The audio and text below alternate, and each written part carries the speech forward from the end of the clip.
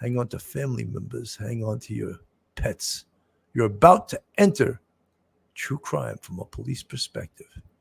You're about to enter the off-the-cuff zone, the police off-the-cuff zone.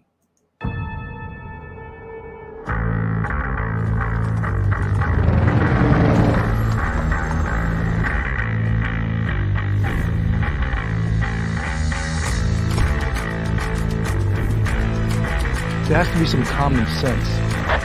Yes, sir. They have the car stopped at 10th and Ranch Microbizer. We still don't know who pulled the trigger.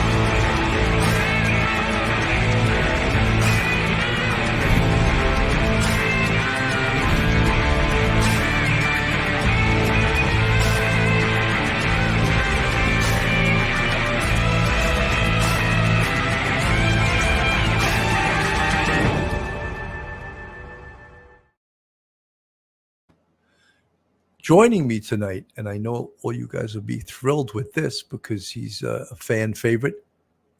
He's a retired NYPD Sergeant, a professor at Albertus Magnus College in Connecticut, a professor of criminal justice, and an attorney.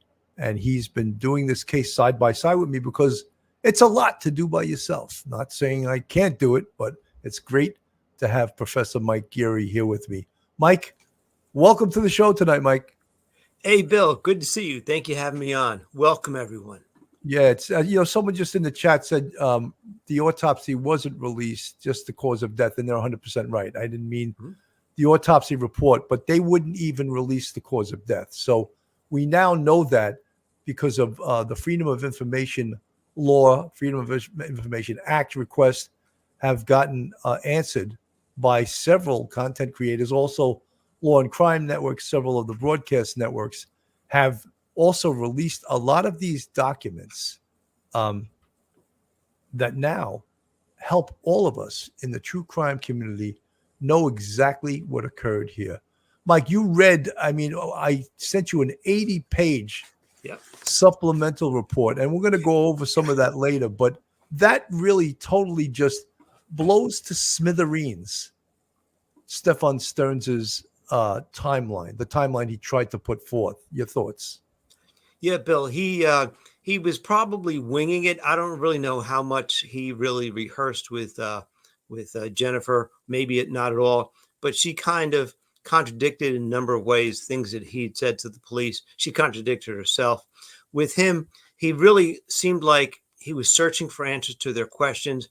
He would say he dropped her off a couple of blocks away. He went to a vape shop. Now, he knows the vape shop isn't open till like 10 o'clock in the morning, but he got over there nice and early in case there's a line or something. You know, he's out there really early. And in the interview that you played the other day, you could hear them questioning him, like, why would you be there like 2 hours before the vape shop opened up? You know, the thing is, he didn't know what to say. He's just, I was at a vape shop, but he's trying to stretch out all the time. We left early. We went over here. I went over here. I did this. I made my way. I did errands and I got back to the apartment. He doesn't know what to say. He's trying to cover with like a small blanket, a really large bed. And they're looking at him going, you know, every time we talk, ask you about this, you say something over here. We ask you about this, you say something over there. And he can't pin himself down to a particular time. It's always, oh, I'm not a morning person. Around this time, around that time, I did this. I'm not sure I did this. I'm not a morning person. I think I've said that 5 times already. It's amazing, and he can't keep his story straight. And then they get that story, and then they start trying to match it up with security cameras and license plate readers, and they realize pretty much probably within like 6 or 8 hours, I would imagine, this guy is probably suspect number 1. They did a fabulous job. You know, Mike, I said on previous shows that I would have responded to this scene with, say, 6 detectives. And I would have met Stephan Sterns. My detectives would have met Stephan Sterns, and they would have immediately found him to be suspicious, found him not to be believable. And let's remember, this case started as a missing person case. That's right.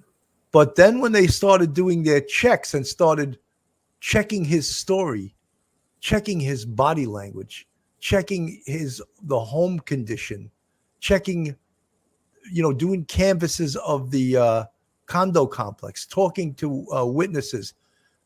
Invaluable in almost every investigation these days is video evidence. And it proved to be invaluable in this case also, as well as the license plate readers. And when we hear that, oh, they have video of this, they have license plate readers of that, people think like you snap your fingers and you get that stuff. It's not that easy. Sometimes in the case of video evidence, people will request subpoenas to get that. They will not want to give it to you voluntarily. They want a court order to get it. And sometimes that's to protect, for example, the condo complex. They could possibly get sued for releasing some of video evidence that they were not compelled to do by a subpoena. Same thing. Well, the license plate readers are owned by the state. So they're owned by, the municipality, whatever. But incredible, right? And not only are the license plate readers physically taking a picture of the license plate, but there's a database of that plate. Every place that plate was that day. How unbelievable is that, Mike? That's unbelievable. It gives the investigator an electronic breadcrumb trail, because once they put his license plate in there and they get all these hits, they're like, okay, it was seen at 09:05 hours, not 5 minutes after 9 in the morning at one location. 20 minutes later, it's seen over there. 25 minutes later, it's over here. 15 minutes after that, it's seen going on the opposite direction on the same road. It is amazing, the electronic breadcrumb trail that we leave, and that with our license plates, when we drive around municipalities where there's a lot of cameras at various intersections. And it's just amazing, because they married that up very quickly. After they talked to him and they talked to Jennifer, they went back and they wanted, and we all know that quite often the last person to have seen someone alive has to be a person of interest, as they say, rather than a suspect. And so they quickly tried to marry up his story with the times that he gave and locations he gave with that electronic breadcrumb trail with the license plate readers, and they couldn't do it. It was all over the place. And when you look at these 80 pages, and I got to that section, I was smiling, because I'm like, the detective went through it and tried to follow his trail and figure out times and things like that, and where he might have been going, what he might have been doing, after probably they knew Madeline was already deceased, and they can't figure out where he's going with her, because it totally is different from what he told them. And so they're looking at him going, slowly closing the net on this guy, because they realize everything he told them was pretty much all a lie. It was excellent detective work. Absolutely. Lucky from the chat, he must have said sorry 20 times or more, and guesstimates and how he put down his parents. Deaf and old, didn't hear that at all. His parents didn't even look that old. And he says, oh, they're preparing for the end of their life. Oh, yes. Yeah.